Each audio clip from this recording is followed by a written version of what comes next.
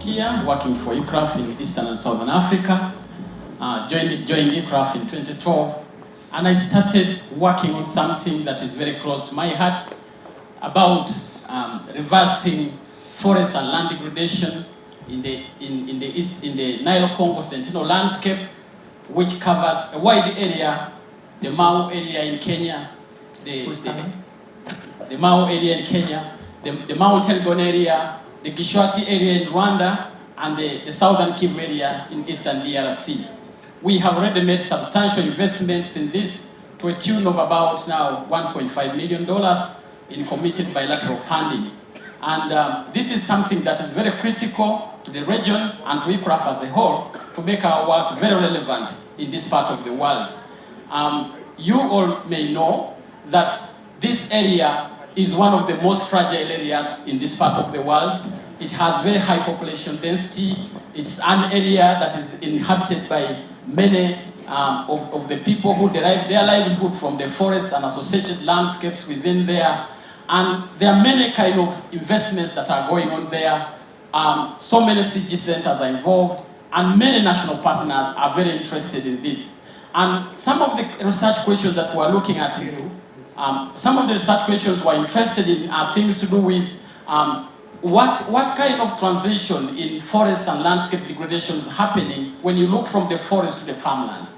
We are also interested in looking at what are the key drivers of these changes, of this degradation, and also looking at what's the level of awareness about this degradation and what are the ongoing interventions there. But we are also interested in looking at what agroforest options can be used to reverse this degradation, going by things that we call option by context, because all these are different in the settings that we have there. And so, bearing that in mind, we have a right team of people that we are already doing work in this, using what we call the Sentinel landscape approach, where we look at the Sentinel sites, an area of about 10 meters by 10 meters squared, and then using the buffer area of about 30 by 30 kilometers squared. And within that, we do what we call the land surveillance degradation framework, where we check the soil health. We also do the household and then the village surveys.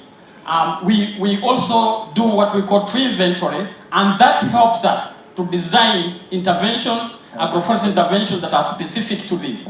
And then we also realize that this is very connected to what's going on in the region and globally. Forest degradation is very serious in this area. Example is Uganda loses 92,000 hectares per year, and the countries around also lose substantial amount of forest. But the countries have also connected. A bit of my research interest when I'm working, what I'm doing, and what are my future plans. I am a plant ecologist and environmental educator. I have broad research interest that includes plant diversity, some specific ecosystem processes.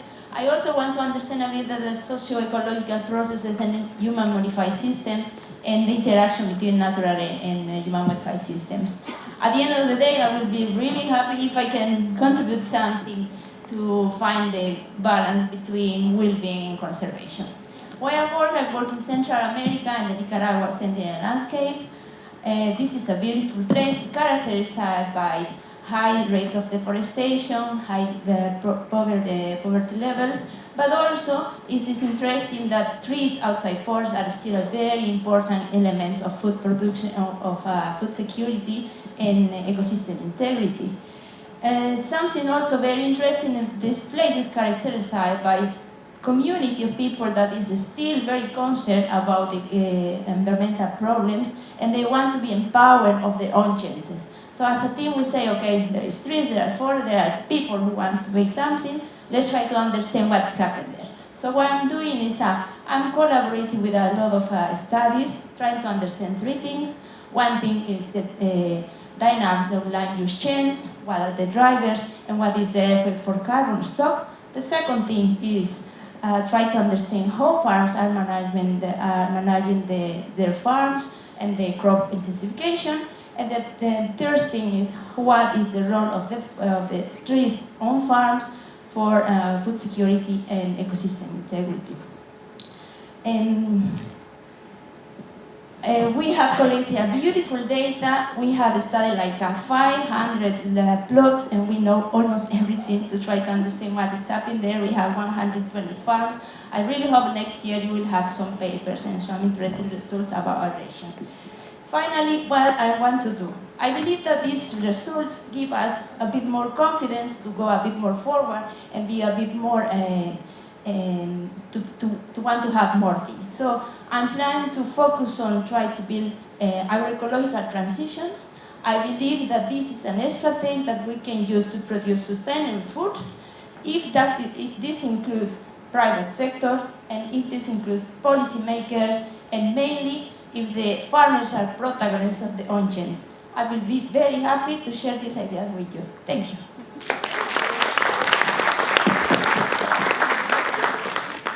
Good morning. It's a real pleasure to be here in front of you, the representatives from the investors of the drinking water company that is operating in Indonesia. So I know that you've been in Indonesia for quite a while now, and I'm sure that you also know that along with the economic and the population growth, actually it brings also the threats for water supply and water quality degradation. And I'm sure you, as the drinking water companies, have this concern to conserve the water resources to sustain your business. Oh, I forget. By the way, my name is Sacha. I'm from ICRAF. What does ICRAF do? No, we do not make handicraft. Instead, we are a research center.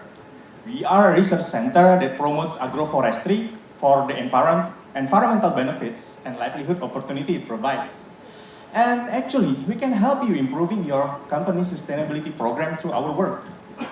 Our research work that link science with actions. Okay, now you might have a question for me. Sacha, how can you improve our company's sustainability program? Tell you what, ICRAF has tools to capture the environmental and social condition of the landscape. And ICRAF also has tools to capture the preference of different actors in water resource management. And by applying those tools, actually, we can provide recommendation to improve landscape condition, including the people living inside it, and also water resource that is available within it. So, one of the recommendations to improve the landscape condition, actually, we can do it through the scheme. It's called Payments for Ecosystem Services, which is mostly what I do in my daily assignment. Maybe you've heard about the payments for environmental services, but please let me tell you a bit more about it. Payments for environmental services is an incentive-based scheme that where we can address the conservation with livelihood activities, the community livelihood activities to be specific. It's a performance-based scheme. So actually, you can design the financial or non-financial incentive to meet the specific objective of your conservation activities. Okay, I know now my time is up, but let me give you my name card. Maybe we can discuss this over lunch break or any time during this week if you are interested. So, thank you. Have a nice day. Enjoy the conference. Ciao.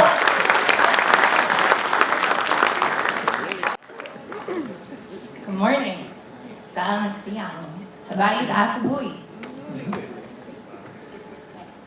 Well, I'm Christine Lamana, and I think we all know that one of the greatest challenges for agriculture over the coming years is how to continually produce food despite an increasingly erratic climate, while slowing the rate of climate change itself and continuing to feed our growing population.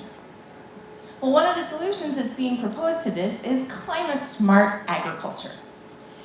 And it's being supported to the tune of billions of dollars being funneled into changing agriculture in the developing world into climate-smart agriculture.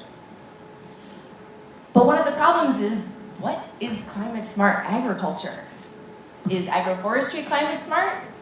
What about irrigation? What about inorganic fertilizer? Nobody knows what climate-smart agriculture actually is. It's not one thing. There's no one solution that will work in every location. Something that works in Uganda might not be climate-smart in Indonesia, and vice versa. So one of our challenges is that there's no magic bullet. There's no one climate-smart solution. And that's where ICRAF comes in. What we can deliver is we need to work with local decision makers to develop locally relevant climate smart options that work for the local context. And I mean the entire local context. We need to think about climate risks, we need to think about value chains, farming systems, social assets, culture, and decision makers' priorities. And we can do this. Through ICRAF's innovative analytical tools, we can work with stakeholders to develop locally relevant climate smart agriculture portfolios by allowing those decision makers to interact with data and risks and uncertainties to come up with CSA options that are suitable for them and design programs around those options. So that's how we can go from climate smart to locally smart agriculture. We can capitalize on ICRAF's technical expertise, working with decision makers to go from research to actual development outcomes on the ground. And when we're doing locally smart agriculture, that's when we actually see gains in productivity, adaptation, and mitigation on the ground. Thanks. In sub-Saharan Africa, 2/3 of the population do not have access to electricity. You all represent the 2/3. That's the lucky 1/3. So I want you to look at them and remember them for the rest of this talk. You're going to be standing for the next 3 minutes. Well, actually, I'm going to be nice. Please. Ladies and gentlemen, good morning. My name is Sid Mohan. I work at Nairobi with the Partnerships and Impact team.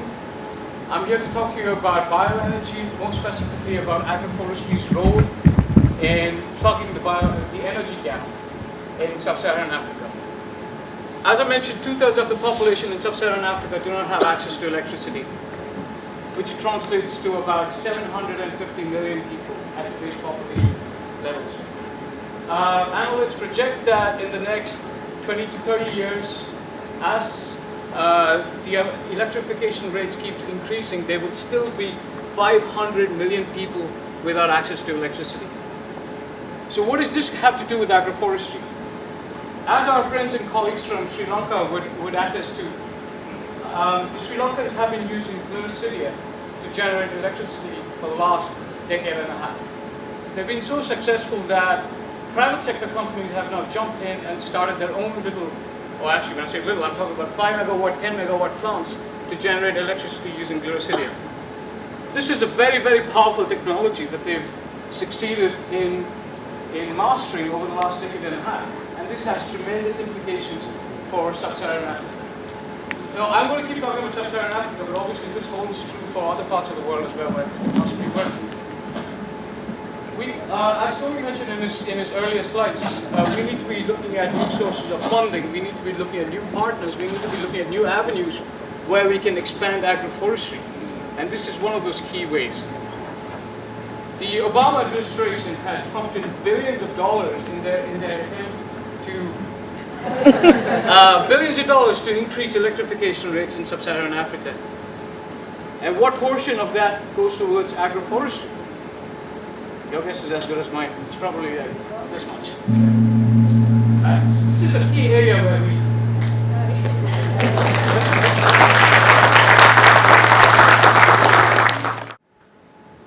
My name is Ojo.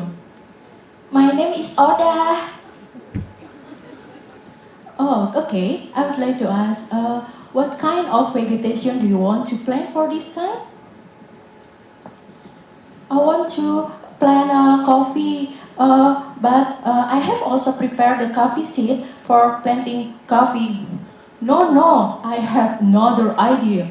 I plan to plant vegetables or onion or chili instead of coffee. But I think coffee is more suitable for our land because our land is not so steep, it's not so flat. And I think we can also get long-term income from the coffee. Yeah, but current weather is more suitable for the onion and chili. And I don't know, I don't think that you have a good skill in marketing coffee. No, I want to learn. I want to learn how to market coffee. Okay then, I may agree with you. We can plant coffee and we can also plant vegetables. And by the time we plant all those things, we can learn how to market those all together. Okay, good. From that conversation, I would like to highlight 3 things. First, about how gender in value chains and enterprise opportunities for tree and forest products. How gender in value chain and enterprise opportunities for trees and forest products. Is there any relation in gender stereotype there? How men and women involved in value chains and what are the influence of their position in the value chains?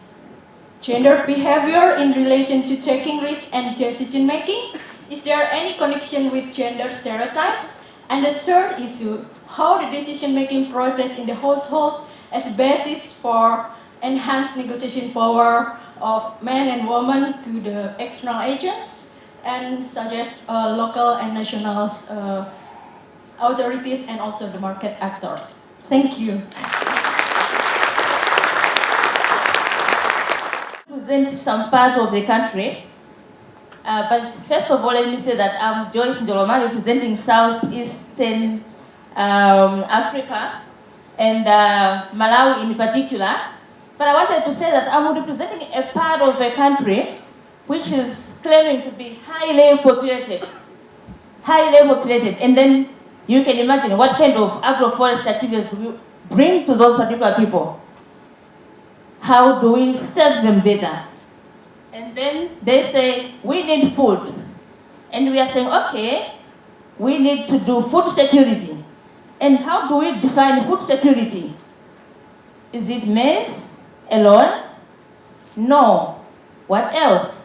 They need to have the protein aspect, where they get the protein, and that's from the livestock part, and beans and other legumes, and then we'll say, okay, how about vitamins? Fruits. And what else? Oh, they can manage this, and they need to cook all this. What do we bring them now? So we are saying, why don't we bring solutions that are going to deal with food, and these are going to be produced using the agricultural systems, and they have to be tree-based. And so trees that are going to improve the soil fertility, and then trees that are going to actually provide for their nutrition, and that's fruits. Trees that are going to improve provision of milk, meat, and this to be of high quality, and that's for fodder. And then trees that are going to provide for their energy in so many other respects. Now, we also say, okay, there are areas where they are within the locality of the forest already, but these are degrading. What do we do to these particular people? Let's empower them to look after the natural regeneration, the existing trees, and also to empower them to do some commercial forestry. How? Within their locality, they can plant a few trees that they can actually work, look after them, and make sure that they are able to sell. What questions now do we have to answer as scientists? Is to say, is soil existing in the same way? No. We have to do work over and over and over. And that science is not as a static, and it has to improve as we go along. Thanks.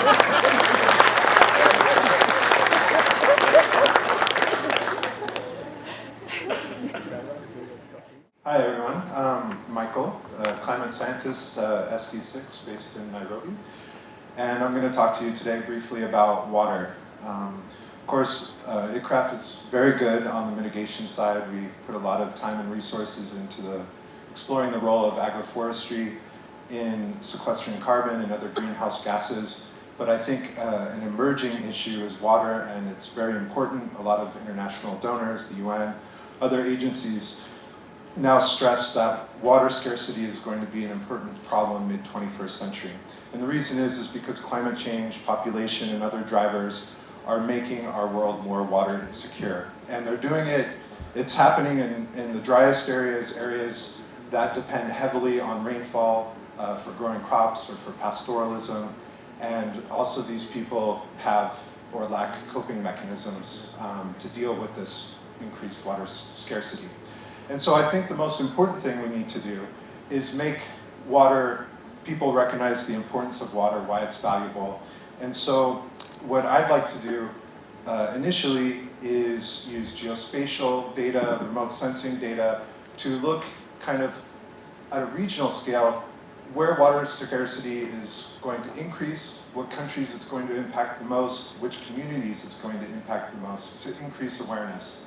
And then more long-term, basically work specifically with countries and in communities that are going to suffer from water scarcity the most, and explore like new policies, land management policies through trade-off analysis, or to work in communities, pilot communities, to identify what are local innovations that increase water security and seem to be working, what are some new adaptation options that will work. And the real focus here is agroforestry, because agroforestry improves soil infiltration, it reduces surface runoff, and as Mina and I love to talk about, rainbow water, it helps to recycle rainfall locally and regionally.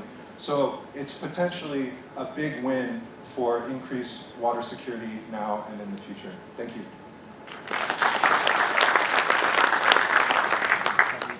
I'm a young scientist, and I'd like to talk to you a little bit about our work in the eastern of DRC.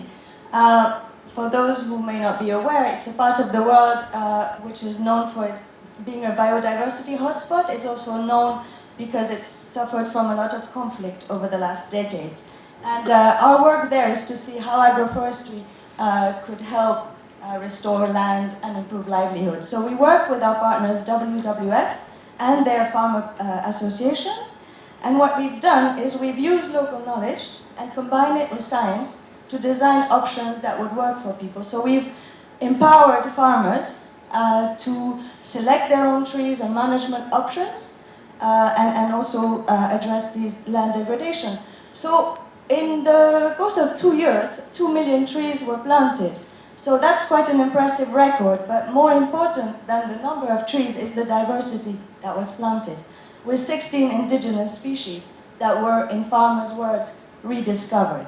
So this has been a really great impact that we've built on. Unfortunately, like most of the tree planting projects, they have a very short lifespan. So we haven't really been able to evaluate the impact of those projects. So that's really limiting the lessons that we can learn from this project in terms of ecological restoration and livelihood improvements.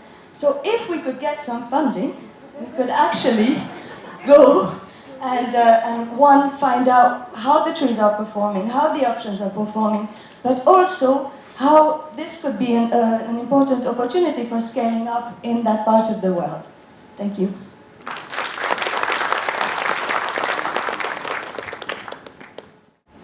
Certainly, we are going to play puppet, but I need 3 volunteers. And of course, I would like you, 3 of you, to come and stand here.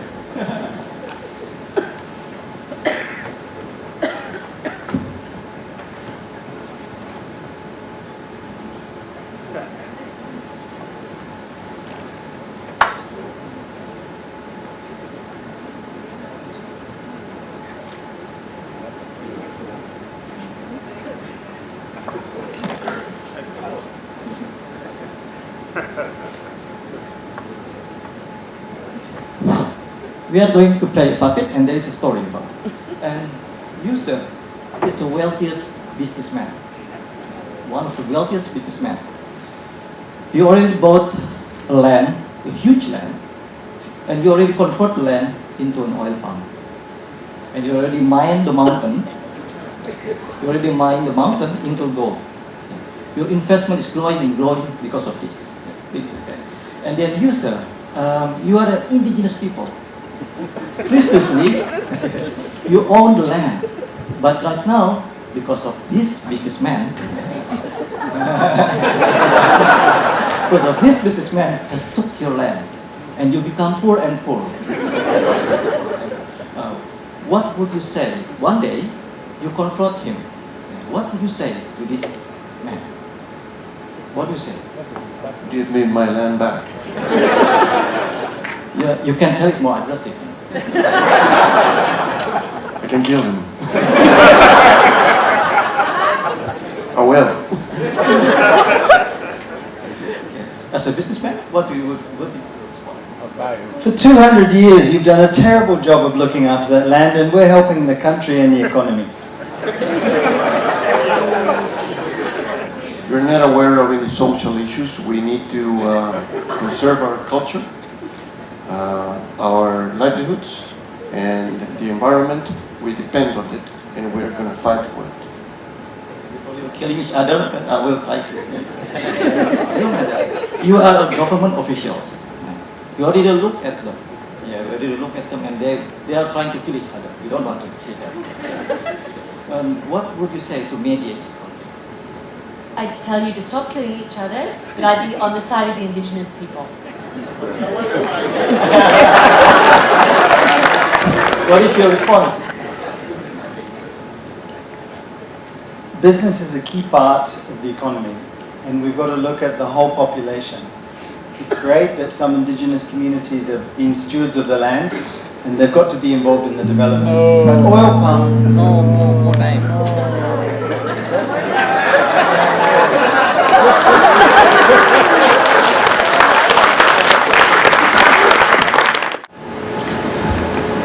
We don't do such a good job at defining agroforestry. Everyone mentioned the term, but a lot of our donors and investors don't understand it. So we've got to have a very simple introduction on what agroforestry is. Some of the presentations use props, and they really help because it creates a metaphor as well as a lot of the verbal metaphors that a lot of people gave, which was great. The choice of language, I think mine was very good. Very evocative language, very emotive, but we do need to avoid jargon because people don't understand acronyms.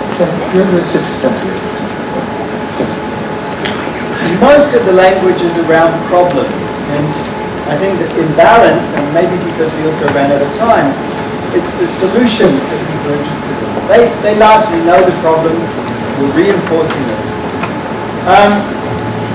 None of the speakers sadly connected to our needs, whether we're a donor, investor, or partner.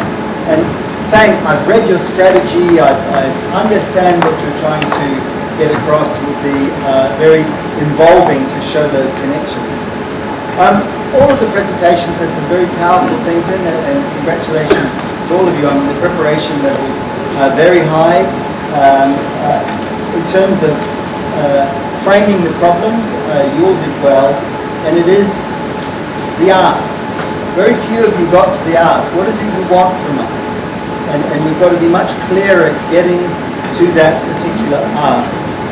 I think for me, the most powerful presentations came from Satya and Christine and from Emily.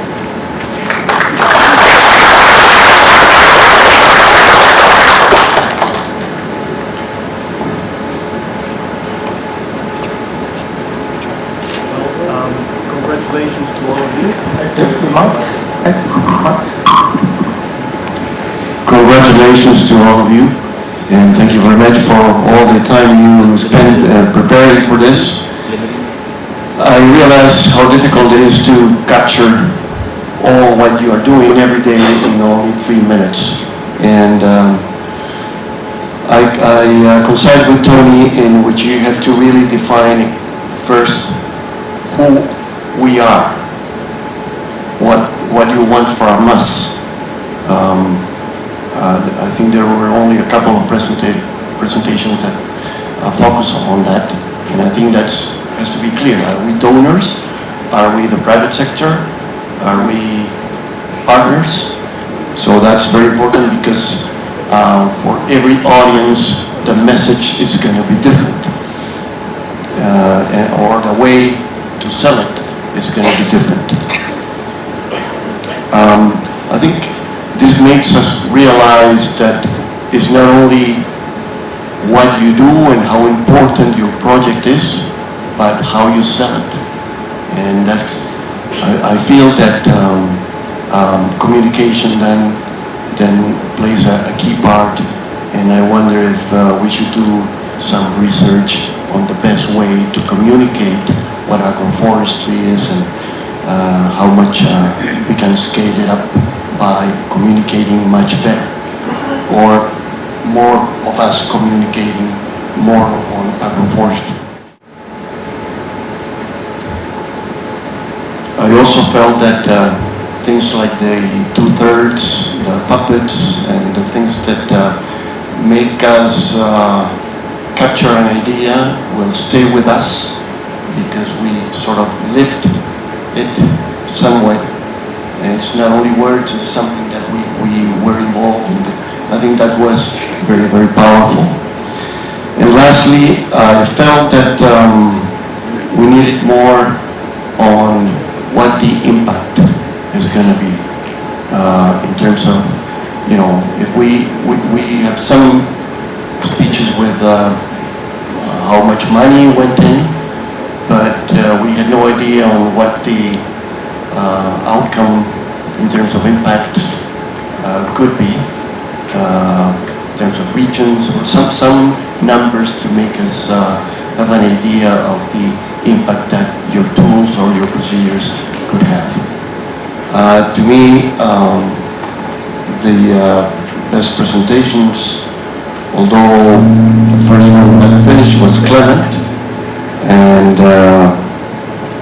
Mohan.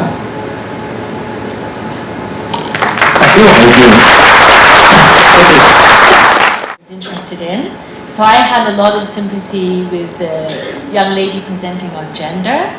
I had some geographical, often it's a geography that attracts a donor, so of course I was very attracted to Democratic Republic of Congo and Clement's area, but also Giovanna in Central America. I thought Joyce did really well on describing the benefits of agroforestry, and Emily had the clearest ask. You're actually the only one who actually asked for money, and that was very good.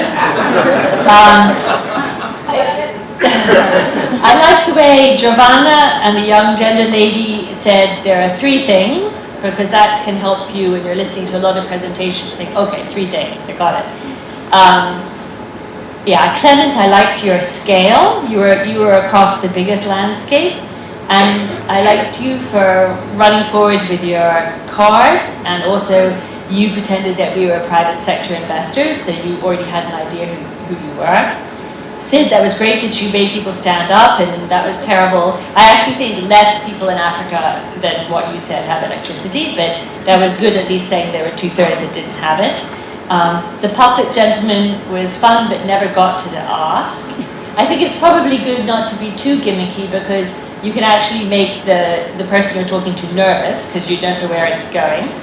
And I don't really like terms like mitigation side. I still, after 3 years at ICRAF, I'm not quite sure of the difference. I don't grab mitigation and adaptation as very visual things. And I think we have to be careful of overusing the word options, because it's very, very vague. And I would have liked if somebody just said, imagine a farm where you had this, that, and that. So on that basis, I'd like to award it to Joyce, Emily, and you. Yes, you. Yours. I didn't quite get your name. Sasha. Okay, those are the ones. Those are the winners.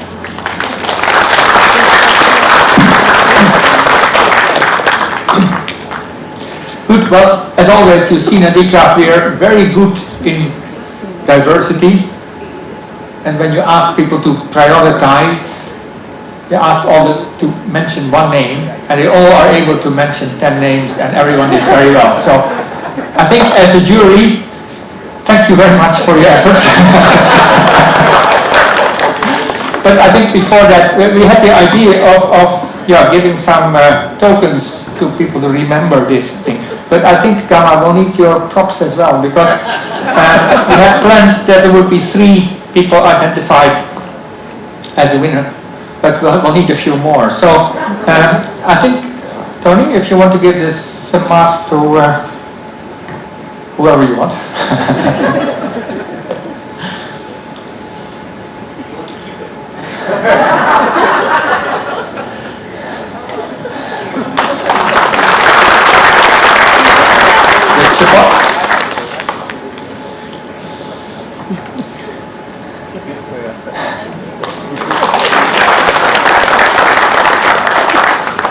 Yeah, and then I already thought that people wouldn't be that good in prioritizing, so you have a chance to give 3.